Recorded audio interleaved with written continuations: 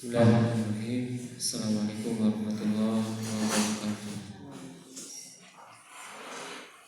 Alhamdulillah ala ihsani wa syukurlahu ala taufiqihi wa amtinani. Asyhadu an la ilaha illallah wahdahu la syarika lah ta'ziman li sya'nihi. Asyhadu anna nabiyyana Muhammadan abduhu wa rasuluhu ad-da'i ila ridwanihi wa ala alihi wa ashabihi wa ikhwanihi. Ya ayyuhalladzina amanu taqullaha haqqa tuqatih wa la tamutunna illa wa antum muslimun. Allahumma 'allimna ma yanfa'una wanfa'na bima 'allamtana wa zidna 'ilman.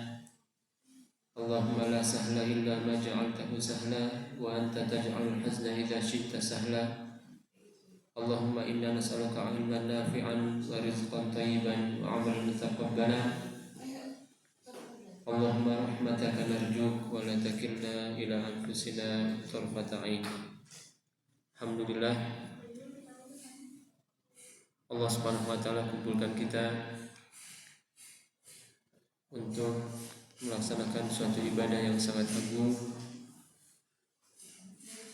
Ibadah yang saking agungnya ibadah ini Allah Subhanahu wa taala sampai wajibkan.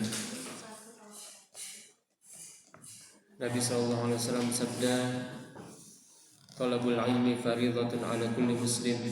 Menuntut ilmu itu hukumnya wajib atas setiap muslim, masuk di dalamnya muslimah. Dan Nabi sallallahu alaihi wasallam bersabda, tidaklah ada suatu amalan. Nabi sallallahu alaihi wasallam menukilkan hadis qudsi, Allah berfirman, tidaklah ada suatu amalan yang dikerjakan oleh hambaku lebih kucintai melebihi dari hal yang kuwajibkan. Jadi saking Allah cintai amalan ini, Allah sampai wajibkan. Oleh karenanya Nabi SAW mengatakan, man yuridillahu bi khairan yufaqihu fiddin. Di antara tanda baiknya seorang yaitu Allah pahamkan dia terhadap agama, perhatian dia terhadap ilmu agama. Maka alhamdulillah, bersyukur kita kepada Allah. Allah kumpulkan kita dalam kondisi menuntut ilmu. Alhamdulillah kita tidak berkumpul di diskotik, ya, tidak berkumpul di tempat-tempat maksiat. Alhamdulillah kita berkumpul di tempat yang mudah-mudahan diberkahi untuk melaksanakan ibadah yang mudah-mudahan diterima Allah. Pada pembahasan kita kali ini, kita akan membahas salah satu bab di antara bab yang ada di dalam kitab Riyadhus Shalihin, masih dalam kitabul adab, kitab yang berkaitan dengan adab. Imam An-Nawawi mengatakan bab istihbabu bayanil kalami wa idahihi lil mukhatab. Bab disunnahkan ketika bicara itu jelas, wa takririhi liyufham, dan mengulang-ulangnya agar lebih mudah difahami. Idza lam yufham illa bidzalika, kecuali atau kalau memang belum difaham kecuali dengan hal itu. Disunahkan kita bicara dengan jelas dan kalau perlu diulang-ulangi jika memang dibutuhkan. Inilah pembahasan yang disebut oleh Imam An-Nawawi, dan mungkin insyaallah Anda akan bahas agak lebih luas, ya, karena babnya sangat pendek. Beliau membawakan dua hadis. Yang pertama hadis Anas bin Malik, Nabi SAW disebutkan kana idza takallama bi kalimatin a'adaha salasan hatta tufhama anhu. Nabi itu kalau bicara biasa mengulanginya sebanyak 3 kali sampai benar-benar difahami. Wa idza ata ala qaumin fasallama alaihim sallama alaihim salasan. Beliau juga kalau datang kepada suatu kaum, datang kepada kelompok manusia tertentu, beliau akan mengucapkan salam sebanyak 3 kali.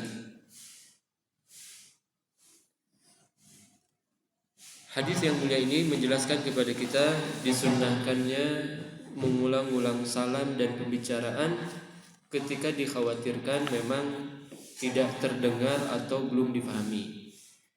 Jadi kalau satu kali difahami sudah cukup ya. Ini kata Syekh Salim, ini kalau khawatir tidak terdengar. Assalamualaikum. Atau nggak ada yang nyambung. Assalamualaikum.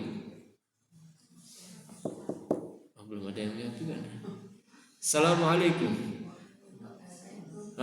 Sudah ada. Nah, baru berhenti. Ya. Tapi kalau dari pertama Assalamualaikum, Waalaikumsalam, sudah.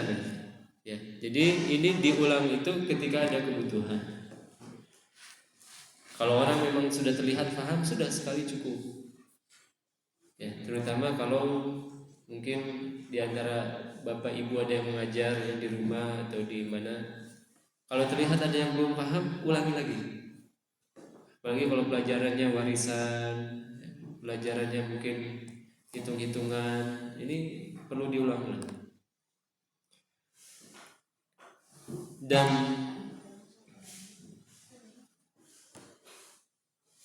pengulangan itu alangkah baiknya tidak lebih dari 3 kali.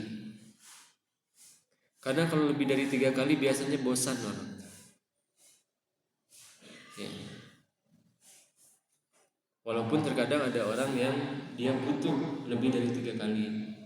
Contohnya misalkan ada satu kisah ya, yang disebutkan oleh sebagian syekh di Saudi.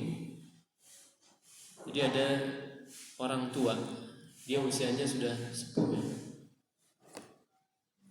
tapi sholatnya senantiasa di belakang imam. Ya. Suatu ketika kata imam ini, tiba-tiba dia setelah selesai sholat mendekat, kemudian dia mengatakan, "Alimni syai'an Allah yanfa'uni biha." Ajarkan saya satu hal saja yang mana Allah memberikan manfaat untukku. Padahal ketika itu imam lagi tasbih, baru selesai salam, menghadap ke arah makmum, kemudian subhanallah. Datang dia mendekat dengan membawa kursinya, karena dia sholatnya pakai kursi, diseret kursinya. Maka imam kaget, ini kenapa tiba-tiba ada permintaan seperti ini? Ya kan kadang kita jangankan permintaan seperti ini ya, kemarin ya, di masjid kami sholat zuhur itu pengisi materinya tiba-tiba nggak ada. Ustaz Buldan, beliau lagi daurah. Tiba-tiba panitia datang ke anak, Ustaz bisa isi? Kaget ya. Gak bisa, harus persiapan dulu. Yang namanya kajian itu harus persiapan dulu. Maka imam ini pun kaget. Ajarkan saya satu hal, Allah memberikan manfaat untuk saya. Waalaikumsalam. Maka kata imam masjid ini, tiba-tiba Allah memberikan saya ilham untuk mengajarkan satu hadis dari Abu Hurairah. Nabi SAW bersabda, "Kalimatani khafifatani 'alal lisan, thaqilatani fil mizan, habibatani ila rahman, subhanallah bihamdi, subhanallah." Ya. Ya, mudah-mudahan sudah hafal semuanya. Ada 2 kalimat yang berat di timbangan, ringan di lisan, dicintai Allah Ar-Rahman. Ya, kalau bisa ini bukan Bapak tadi yang menghafal, kita juga menghafal, minimalnya terjemahan. Ya, ada 2 kalimat yang mudah diucapkan di lisan, berat di timbangan, dicintai Allah Ar-Rahman. Sudah hafal belum? 1 kali lagi ya, karena kan ini babnya 3 kali ya. Ya. 2 kalimat yang ringan di lisan, berat di timbangan, dicintai Allah Ar-Rahman. Apa ucapannya? Subhanallah bihamdihi, subhanallahirrahmanirrahim. Sudah hafal ya? Coba sama-sama. Bapak juga, silakan.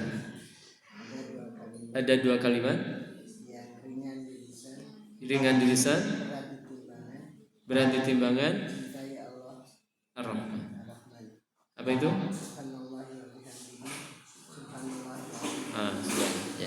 Sudah hafal ya?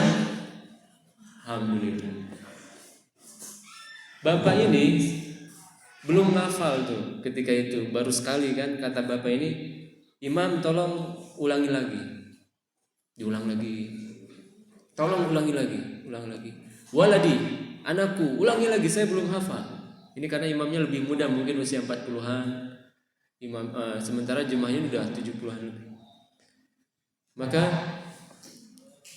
setelah dia mengulang-ulang, akhirnya Pak tua ini mengatakan, hafidzuha, saya sudah hafal.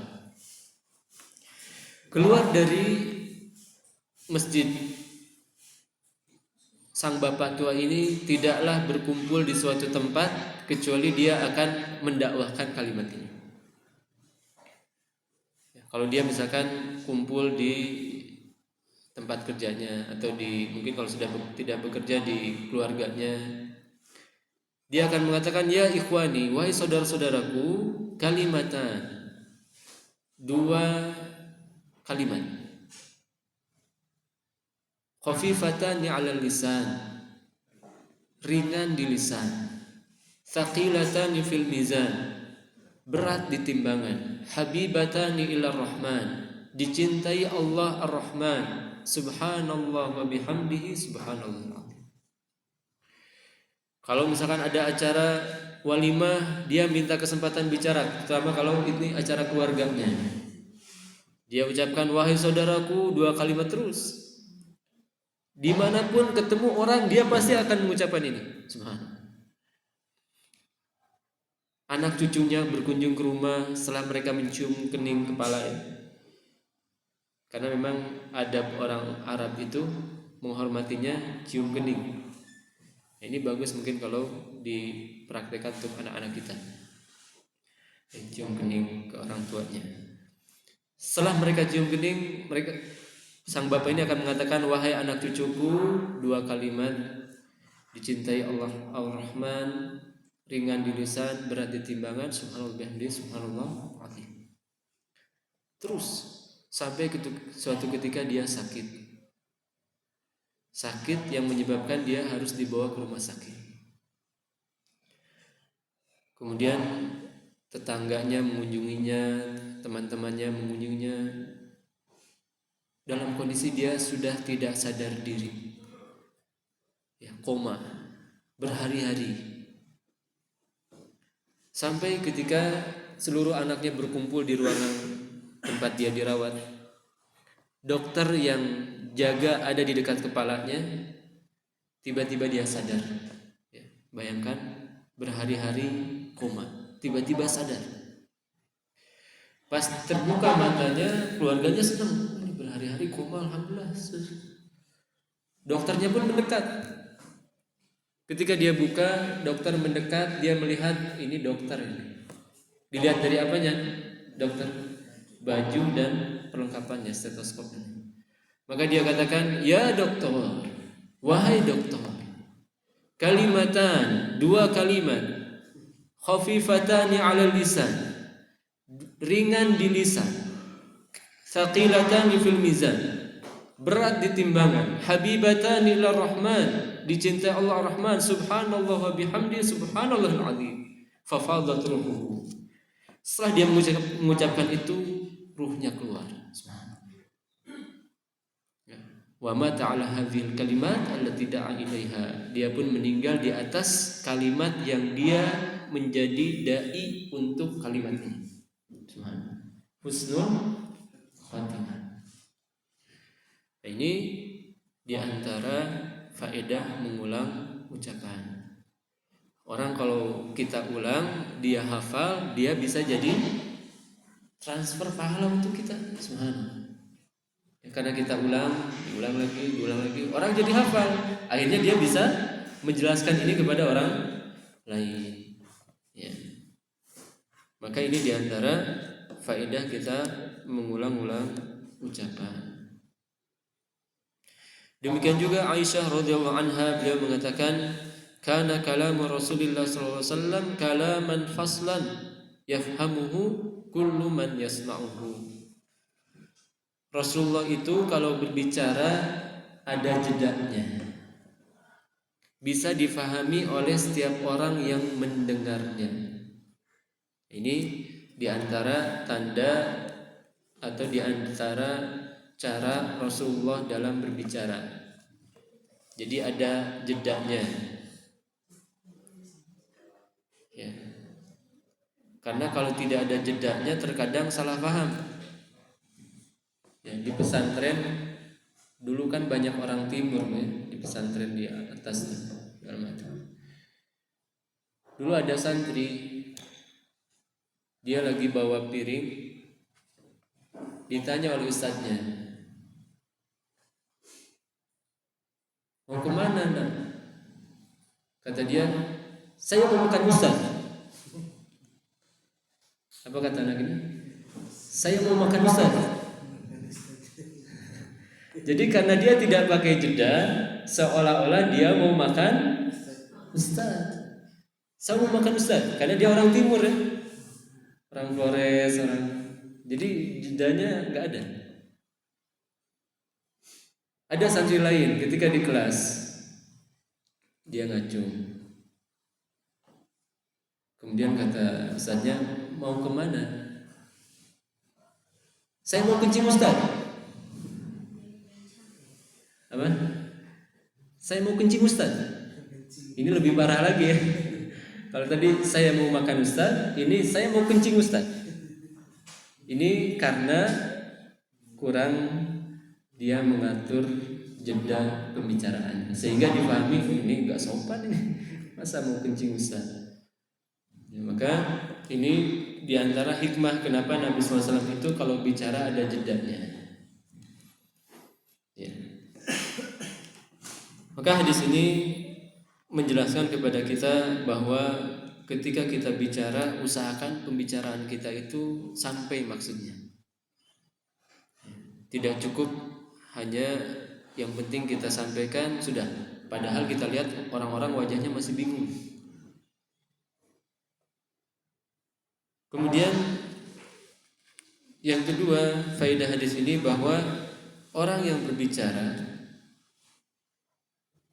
hendaknya faham kondisi orang yang mendengar. Ya. Dan ini ada dalam ilmu komunikasi ya. Makanya ada istilah apa Pak? Kalau di awal itu biasanya ice breaking. Ya, karena supaya audiens siap terlebih dahulu sebelum disampaikan materi ini kalau materinya panjang. Kemudian pastikan suara kita itu sampai kepada orang yang mendengar, ya, sehingga ucapan kita tidak sia-sia. Nah ini dua hadis yang dijelaskan Imam Nawawi. Namun Anda akan menjelaskan lebih detail lagi ya berkaitan dengan adab berbicara ini. Anda akan gabungkan dengan kitab Al-Adab Al-Islamiyah yang dikarang oleh Sulaiman Al-Abdali. Ya. Yang pertama, kita harus meyakini bahwa pembicaraan ini adalah sesuatu yang agung di dalam Islam.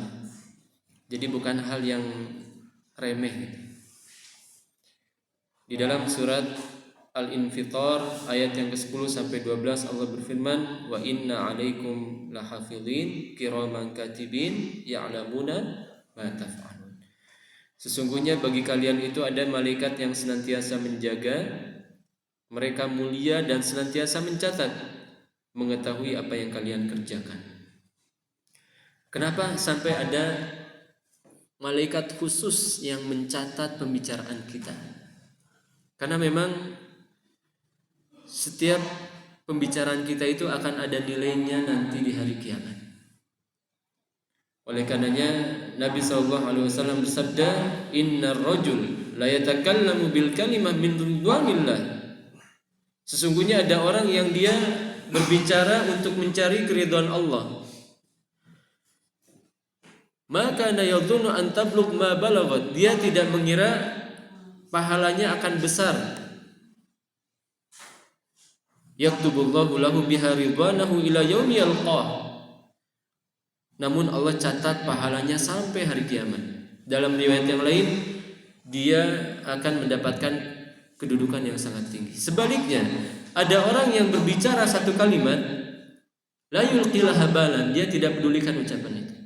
Yahwi biha fi nari jahannam sab'ina kharifan. Namun disebabkan ucapan itu, dia terjerumus ke dalam neraka sejauh 70 tahun perjalanan.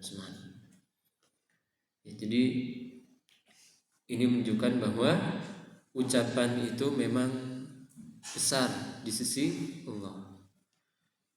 Tahsabuhu hayyinan wa huwa indallahi azim. Mungkin bisa jadi kita kira sepele padahal di sisi Allah besar. Contohnya kisah Aisyah. Ketika Aisyah pulang dengan Sofwan bin Mu'attal, kemudian seorang munafik mengatakan, tuh Aisyah berzina tuh. Itu kan paling kurang dari semenit ya ucapannya, tuh Aisyah berzina, masa pulang sama laki-laki lain. Kurang dari 1 menit, tapi subhanallah, dengan sebab ucapan itu Allah Subhanahu wa taala menurunkan beberapa ayat, kemudian di antara ayatnya wa tahsabuhu hayyinan wa huwa indallahi azim. Dia kira ucapannya sepele padahal di sisi Allah sangat besar. Ya. Kemudian di dalam Islam kita harus atau diperintahkan agar kita bisa menjaga ucapan. Ketika Mu'adz bin Jabal meminta kepada Nabi SAW, wahai Rasul, ajarkan kepada saya hal yang saya bisa mengambil banyak kebaikan dari hal itu. Maka Nabi SAW mengatakan, ala ukhbiruka bimilaki dzalika kulli. Maukah saya kabarkan engkau dengan inti dari semua ini? Kemudian Nabi SAW mengatakan, kuffa alaika hada. Jaga lisanmu. Kemudian Mu'adz bertanya, wahai Rasulullah, apakah kita akan diazab kalau kita tidak menjaga lisan? Maka Nabi SAW mengatakan, thaqilat ka ummuka ya Mu'adz, celaka engkau wahai Mu'adz.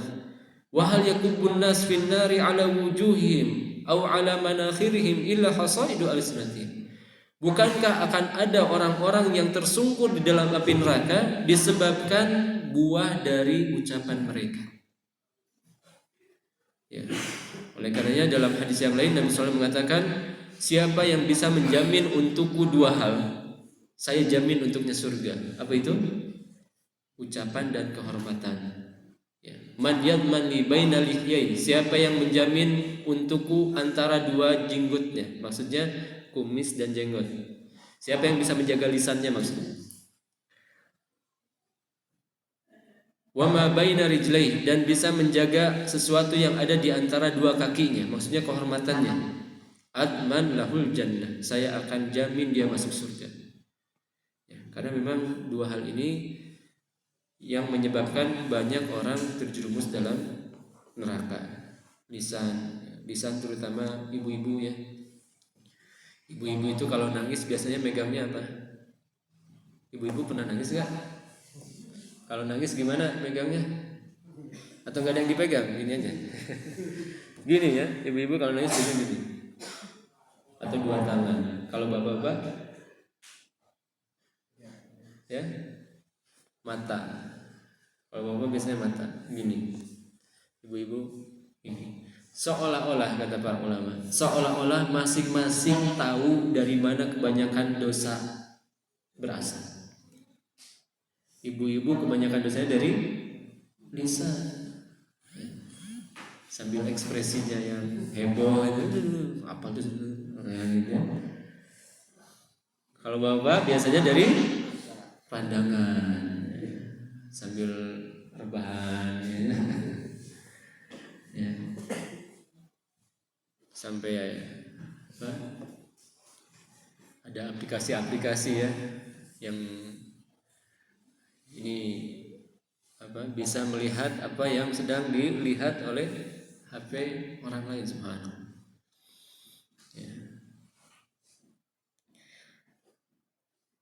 Dan oleh karenanya kita usahakan bagaimana pembicaraan kita itu bermanfaat. Ya, pembicaraan dikatakan bermanfaat yang pertama yaitu ketika ada kebutuhan. Tentu ketika ada kebutuhan dia akan bermanfaat. Ya, baik untuk mendatangkan manfaat kebaikan untuk kita atau menghindarkan mudarat. Kemudian yang kedua, an ya'tiya bihi fi mawdhi'ihi. Ucapan itu diucapkan di kondisi yang tepat. Ya.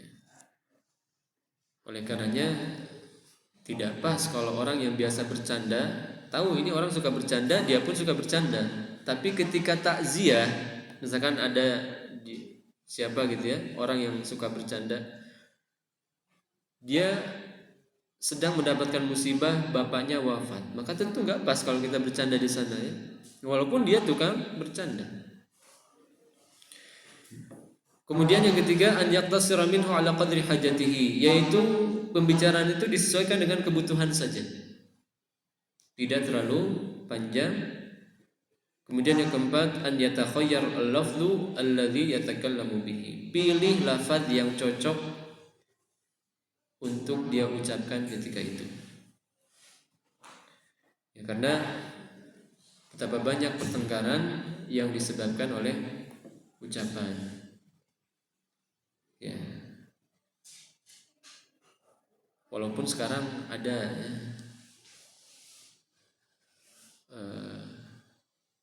apa itu channel Instagram ya, yang dia itu sedang mengajarkan kepada orang bahwa tidak mesti setiap tulisan buruk kita nilai buruk.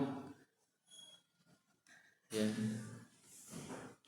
Misalkan ada yang nulis BGST, BGST, lo, tapi dia terjemahkan tuh, ya, jadi bukan dia bacanya bukan bangsat lo, bukan, ya, tapi misalkan bang misalkan apa gitu ya, dia tuliskan bang nggak sekolah apa gitu. Jadi dia terjemahkan setiap kata-kata yang buruk dengan kata-kata yang baik. Ya. Ya, ini bagus seperti itu. Jadi dia mengambil tidak setiap ucapan buruk orang lain kita nilai sebagai keburukan. Walaupun tentu ya ini sebenarnya tidak mesti seperti itu juga ya. Ya, karena memang bisa jadi memang dia itu maksudnya buruk, sehingga kita pun harus menjaga wibawa kita. Ya, namun maksudnya bahwa kalau ada orang yang berbuat kesalahan, carilah 70 uzur. Ya, ada orang misalkan ya mungkin dia salah ya berbicara, ya mungkin kepada sebagian orang body shaming ya. Misalkan tanda hari kiamat tuh banyak orang gemuk bu, ya itu kan benar ya, tanda hari kiamat memang banyak orang yang gemuk, titik sampai situ. Padahal maksudnya apa? Ya maksudnya ya bahwa gemuk di situ tercela kalau memang disebabkan yang pertama harta-harta haram yang masuk, atau yang kedua dia hidupnya terlalu santai. Ya, kalau sudah tidur saja. Salat subuh mau jam 7, jam 8, jam 8, pokoknya mah tidur ya plek gitu. Gak ada usaha dia memasang alarm gitu. Ini jadi tercela. Maka gemuk itu tidak tercela secara zatnya. Ya, bahkan sebagian ulama ada yang gemuk. Sehingga ketika ditanyakan oleh muridnya, "Wahai Syekh, kenapa Anda gemuk?" Kata dia apa? "Saya itu saking bahagianya masuk Islam jadi gemuk." Gitu. Jadi saking bahagianya dia masuk Islam jadi gemuk. Saya luar biasa nih, senang banget masuk Islam. Nah, kalau kita gimana? Ya mudah-mudahan ya Kalau seandainya gemuk ya karena seperti itu ya, karena saya itu alhamdulillah hidup bahagia sama keluarga saya gitu ya. Senang lihat anak-anak saya baik, alhamdulillah suami saya perhatian, jadi saya gemuk gitu. Dan kalau orang Arab itu memang tanda kebahagiaan seorang istri itu gemuk ya, itu orang Arab. Jadi tanda istri ini bahagia sama suaminya gemuk. Kalau nggak gemuk, tanda tanya ini bahagia nggak ini sama suaminya? Itu. Nah, yang kurus itu dicurigai, ini bahagia nggak sama suaminya? Ya, tapi kalau di Indonesia beda ternyata ya. Ya, jadi di Indonesia itu memang ibu-ibu itu berusaha bagaimana supaya tidak gemuk. Ya, jadi memang urusnya beda. Tapi kalau di Saudi itu semua, hampir semua. Saya punya tetangga ya, secara kasat mata kan bisa terlihat ya. Jadi rata-rata memang di sana itu gemuk-gemuk. Ya, belum lagi makanannya kan luar biasa di sana ya.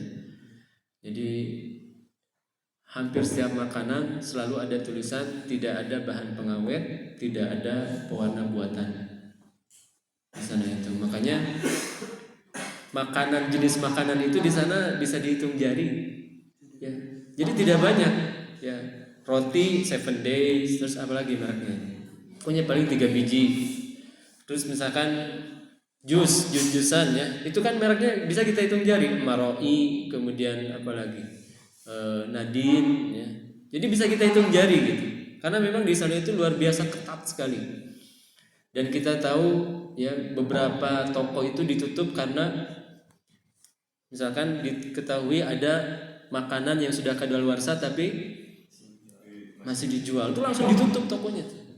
Ini tegas sekali di sana. Demikian juga pom bensin ya. Kalau misalkan ketahuan apa langsung ditutup, subhanallah. Ini tegas. Ya. Dan alhamdulillahnya di sana itu kalau seandainya pendatang itu tidak bisa bikin perusahaan sendiri. Pendatang itu hanya bisa jadi karyawan. Nah, jadi ini kan luar biasa ya. Jadi pendatang hanya bisa jadi karyawan. Silahkan ya, sekaya apapun dia di luar sana, kalau ini cukup jadi karyawan aja. Ya, jadi sehingga dengan seperti itu bisa lebih terkantor ya. Karena ini orang asli nih, punya perusahaannya orang asli. Beda kan kalau orang luar agak susah diatur biasanya. agak sulit diatur. Nah, jadi itu diantara tanda bahwa suatu ucapan itu baik. Kemudian kita masuk kepada adab-adab bicara secara umum ya. Yang pertama, berbicaralah sesuai kadar pemahaman orang yang diajak bicara. Terutama kalau misalkan pendidikan Bapak Ibu tinggi ya. Kalau kita bicara dengan orang kampung tentu diturunkan kualitas bicaranya sesuai dengan kadar mereka. Ali bin Abi Thalib mengatakan haditsun nas bima ya'rifun atuhibbuna an yukadzdzaba wa rasuluh. Bicara kepada manusia dengan sesuai kadar mereka, sesuai kadar pengetahuan mereka. Maukah engkau jika Allah dan Rasulnya didustakan? Ini terutama untuk para dai. Ya. Anak SD mungkin tidak bisa kita jelaskan tentang misalkan bagaimana hakikat sifat-sifat Allah, kaidah-kaidah dalam sifat-sifat Allah. Belum nyampe ke sana. Ya, anak SD itu hanya kita sampaikan bahwasanya Allah itu maha kuat, gitu ya. Allah itu maha indah. Sudah, biarkan dia berpikir sendiri. Ya. Tanpa harus kita jelaskan terlalu detail. Kemudian yang kedua, ucapkan yang baik, kalau tidak bisa maka diam. Nabi SAW sabda, man kana yu'minu billahi wal yawmil akhir falyakul khairan aw liyasmut. Sebagian orang kalau bicara dia baik, santun, tapi di medsos galak. Ya, ada nggak yang kayak gini, Bapak Ibu? Ada ya. Jadi ketika bicara santun luar biasa, tapi di medsosnya, masya Allah galak. Nah ini betapa banyak ya instansi-instansi atau lembaga-lembaga dakwah yang hancur gara-gara sebagian karyawan yang tidak bisa menjaga lisan di medsos. Ya. Contohlah kasus di Lombok ya. Itu dakwahnya itu karena ada sebagian jemaahnya yang lisannya pedas ketika di medsos. Ya. Kemudian adab yang ketiga yaitu al-kalimatut thayyibah shadaqah. Ingat, ucapan yang baik itu bernilai sedekah. Ya, jadi kalau seandainya kita sedekah hartanya tidak banyak, minimalnya perbanyaklah dengan sedekah kalimat yang baik. Nabi SAW mengatakan wal kalimatut thayyibah shadaqah. Kalimat yang baik itu bisa menjadi sedekah. Nabi bersabda juga, ittaqun nar walau bisyikki tamrah. Takutlah kalian kepada api neraka walaupun hanya dengan satu biji kurma. Ya mungkin kalau bahasa kitanya, takutlah kalian kepada neraka walaupun hanya dengan satu buah gorengan. Ya, karena kan kurma susah, jarang kita punya kurma gitu kan. Bertakwalah kita kepada Allah, takutlah dari api neraka walaupun hanya dengan satu biji gorengan. Ya. Ke warung beli gorengan, kemudian bagi satu-satu. Berharap dengan satu gorengan itu kita terhindar dari api neraka. Faman lam yajid fa bi kalimatin thayyibah, kata Nabi SAW, kalau tidak ada kurma maka minimalnya dengan ucapan yang baik. Ya. Jadi ucapan yang baik ternyata bisa jadi tameng kita dari api neraka. Jadi tameng neraka ini banyak sebenarnya. Di antaranya ucapan yang baik. Anak-anak perempuan kata Nabi SAW, hunna lahu hijaban minan. Mereka akan menjadi hijab, tameng dari api neraka. Kapan? Kalau dididik dengan baik. Ya, disuruh kerudung, pergaulannya dijaga, itu akan menjadi tameng bagi neraka. Dari neraka untuk orang tuanya. Kemudian yang keempat, ya, sederhanakan pembicaraan dan dimakruhkan terlalu panjang lebar. Nabi SAW bersabda, innallaha kariha lakum qila wa qal wa kathratis su'al wa idha'atal mal. Allah itu membenci dari kalian katanya dan katanya. Jadi terlalu banyak bicara, semuanya disebutkan. Ya, cuk si fulan, cenah. Nah, kalau kata orang Sundanya, cenah kamari teh cenah. Ya. Tanah saha eta teh anu ya rame teh jeung suamina teh saha teh. Ah, subhanallah. Itu kan senang ya kalau ibu-ibu bicara kayak gitu, bapak juga sama sih. Ya, bukan ibu-ibu aja ya. Bapak juga sama. Itu teh saha kamari teh nu nikah deui teh. Ya. Eta teh wakaf maharna teh masjid teh. Nah, itu kan rame ya. Kemarin-kemarin ada artis ya. Dia nikah lagi, tahu tuh. Ya, jadi maharnya itu wakaf masjid tuh. Ya, dan yang nada tangannya teman anak itu. Ya, Ustaz Ahmad Ridwan. Beliau emang suka ngisi kajian di kajian musyawarah itu, kajian artis-artis semua. Ya, Teguh Wisnu, terus lagi, ya Ari Untung dan ya itulah kajian musyawarah. Itu di sana kan beliau mewakafkan. Nah, jadi apa namanya? Ya ini ya, qila wa qal wa kathratus su'al, banyak minta. Ini juga Allah membenci. Ya, baik banyak minta atau banyak bertanya. Bertanya yang tidak ada manfaatnya.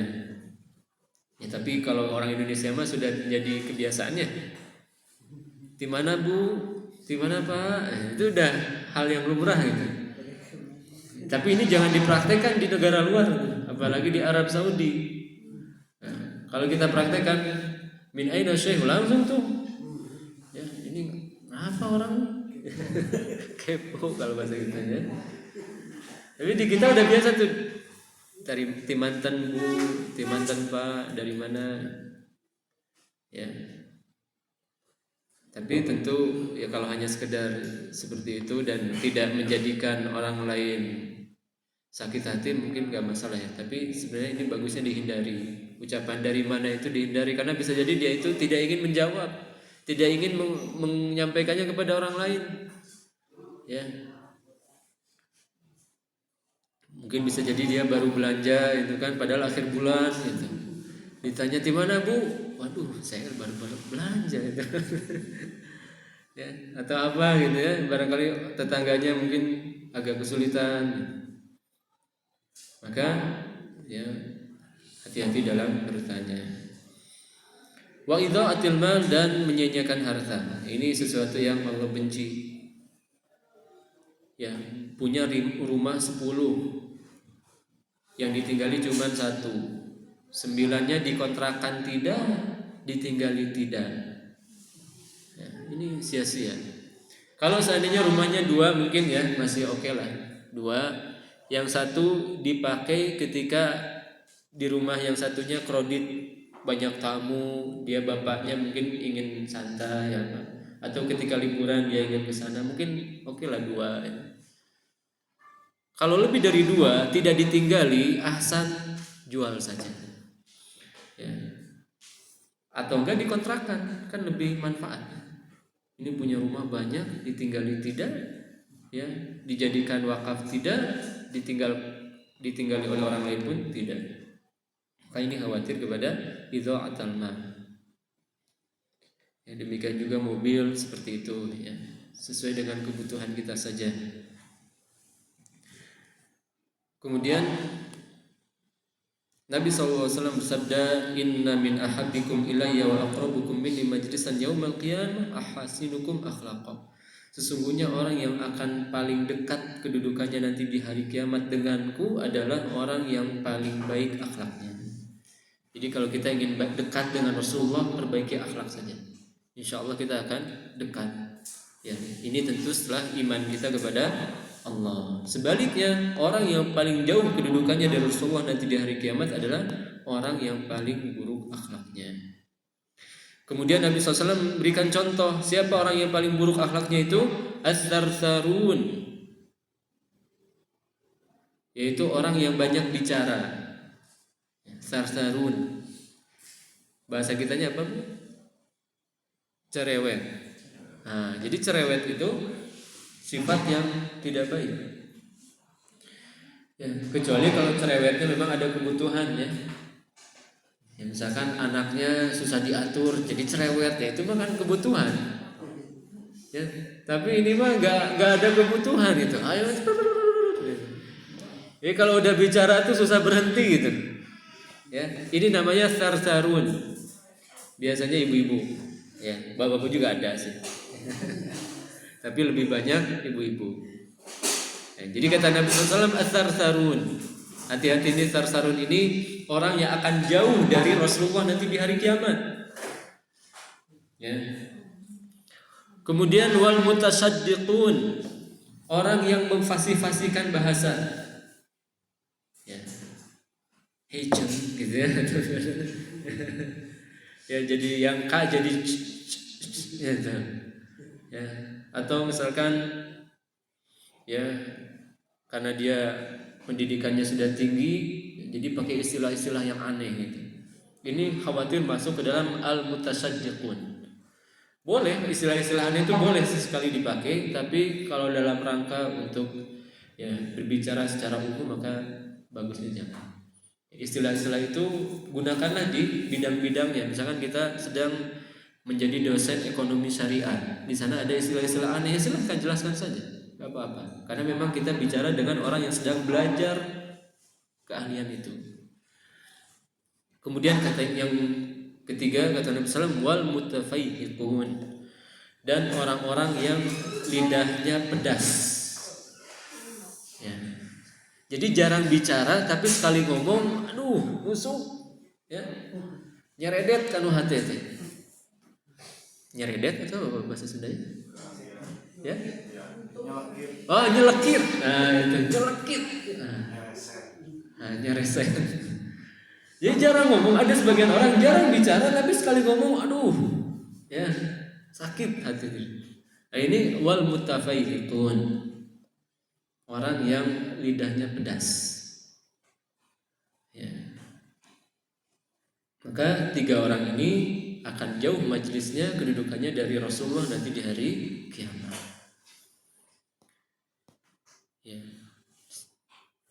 Sebagian sahabat bertanya, "Famal mutafaihikun?" Apa yang dimaksud dengan mutafaihikun? Nabi menjawab, "Al-mutakabbirun", orang yang sombong. Jadi kalau bicara itu selalu ingin meninggi gitu ya.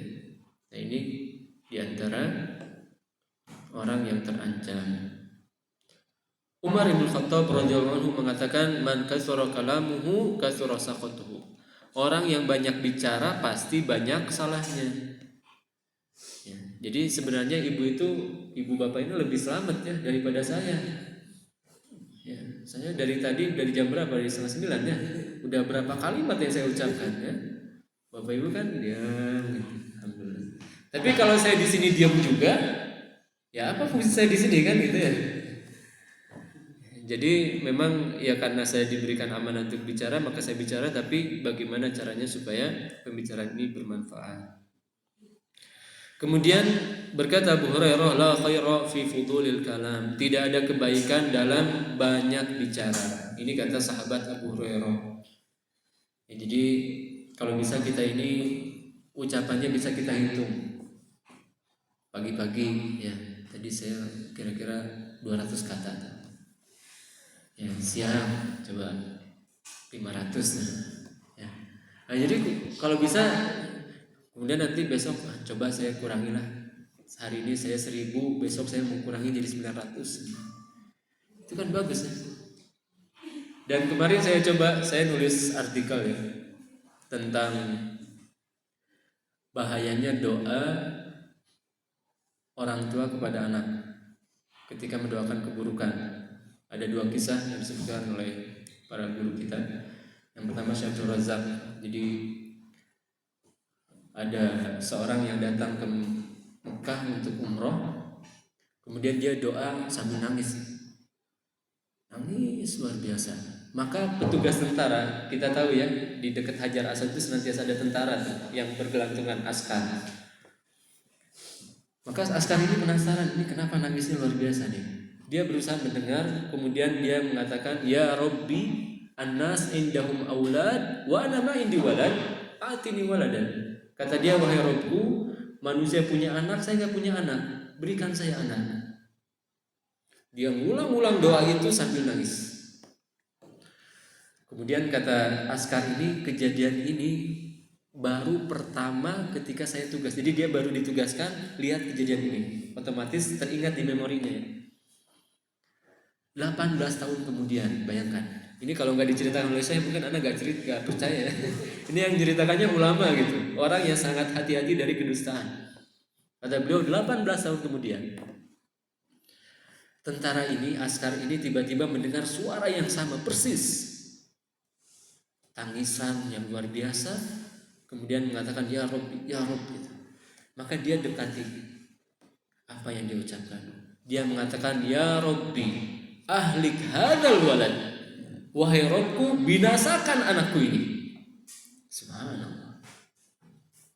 Maka kata tentara ini, kata Syekh ini tentara yang insya Allah mendapatkan taufik nih.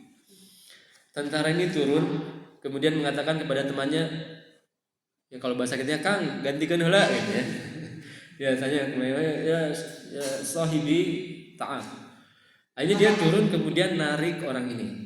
Ya, karena dia tentara kan otomatis jemaah nurut ya. Ditarik, dia bawa keluar. Ya keluar dulu dari Multazam. Ini kejadiannya di Multazam. Multazam itu antara Hajar Aswad dan pintu Ka'bah. Ini tempat yang sangat dikabulkan doa ya. Kalau kita bisa ke sana bagus. Ya. Maka setelah dikeluarkan dari Multazam, kata tentara ini, sesungguhnya, atau dia bertanya dulu, kamu ini dulu yang 18 tahun dulu kesini ya? Kata dia, iya. Kamu mendolimi anakmu 2 kali. kamu mengatakan di doa yang awal, wahai Robku berikan saya anak. Anda tidak mengatakan berikan saya anak yang soleh. Ini kezaliman pertama. Kemudian yang kedua, Anda sekarang mengatakan wahai Robku celakakan anak saya. Ini kezaliman yang kedua. Ya, maka kata tentara ini, saran saya kamu balik lagi ke multazam, doa lagi, ya Allah berikan hidayah kepada anak saya. Maka dia nurut tuh.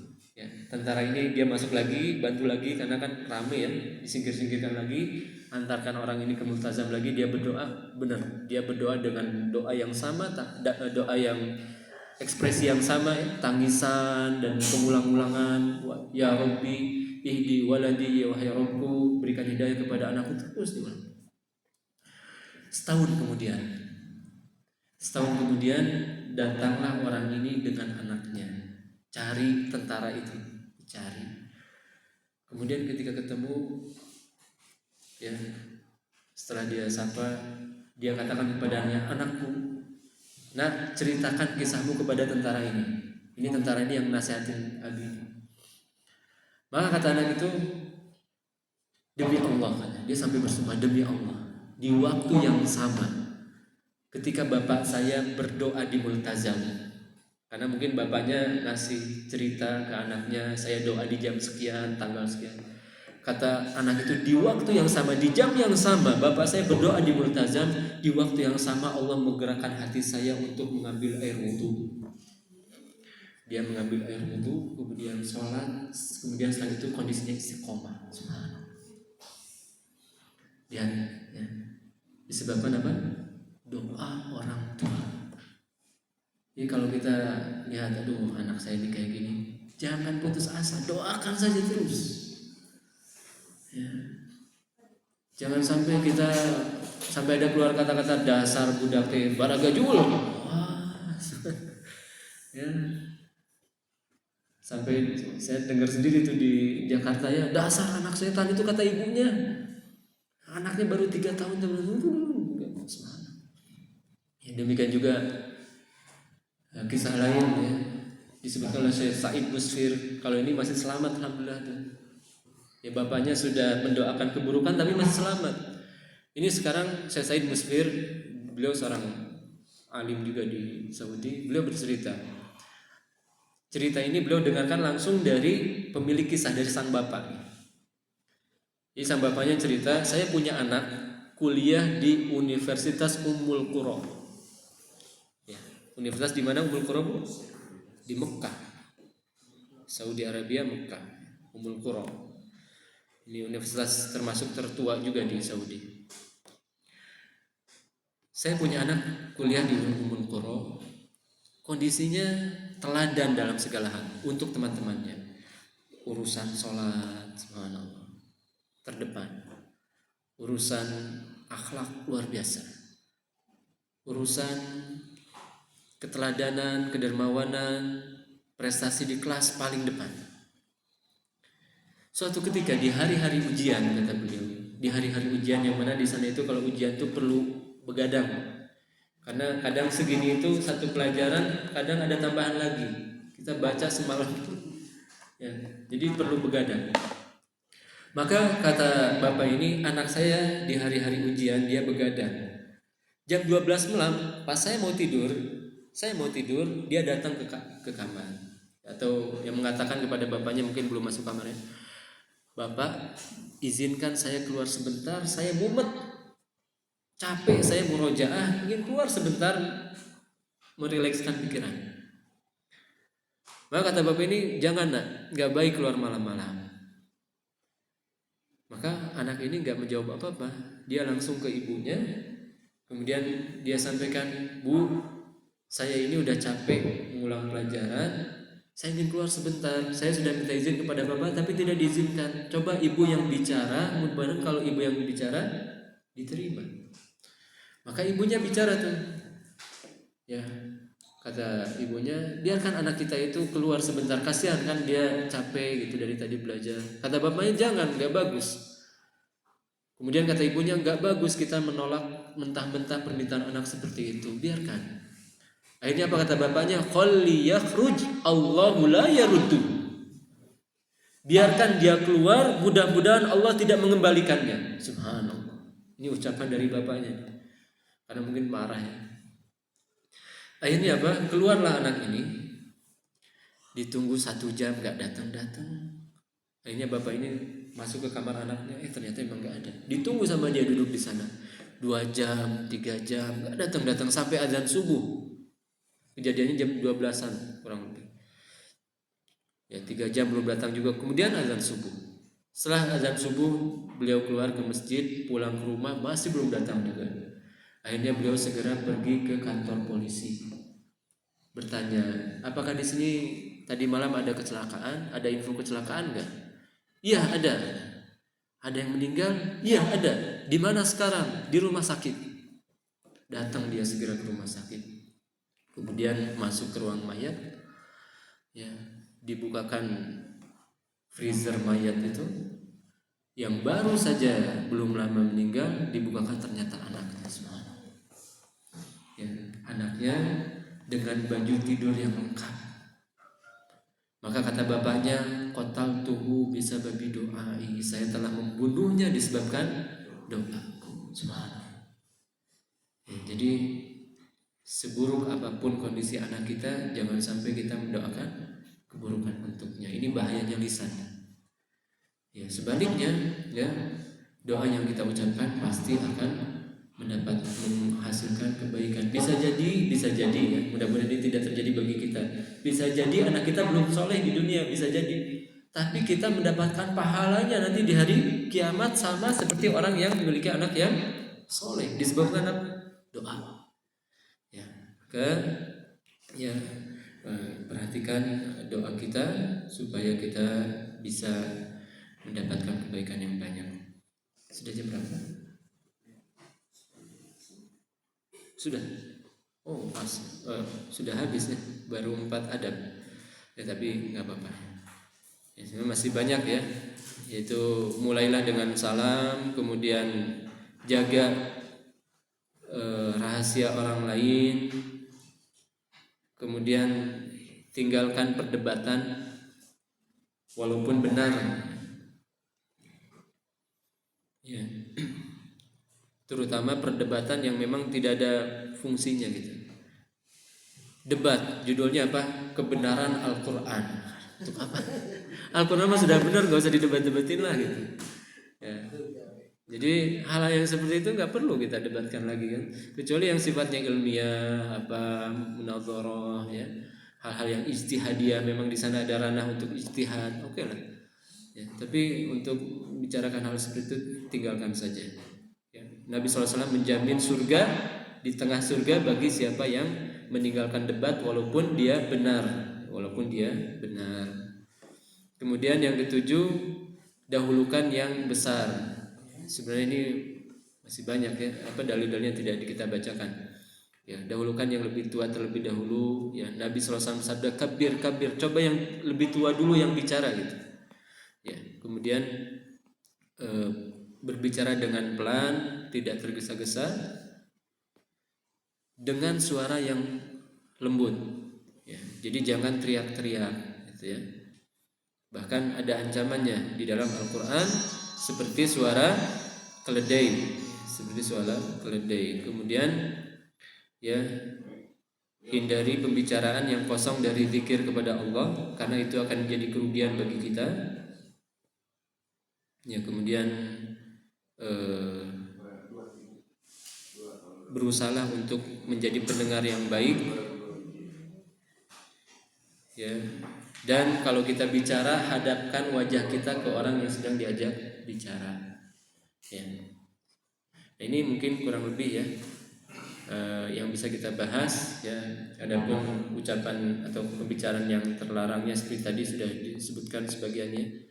Ya, ghibah, namimah, memfasih-fasihkan diri, demikian juga mengucapkan setiap yang terdengar, ya, mendengar apa saja disampaikan kepada yang lain.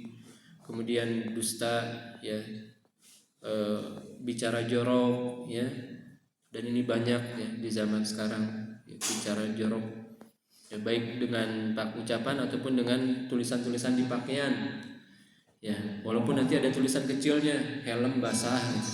tapi di atasnya copan jorok ya. Ya ini hindari. Ya, kemudian terakhir yaitu hati-hati dari menjadikan orang lain tertawa dalam kondisi berdusta. Mungkin ini ya yang bisa kita sampaikan, mudah-mudahan bermanfaat. Tapi ada yang tanyakan dulu atau langsung tutup aja Pak? Mau ditutup langsung? Tutup saja langsung. Tapi mungkin ini saja ya.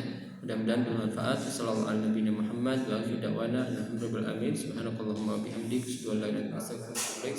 warahmatullahi wabarakatuh.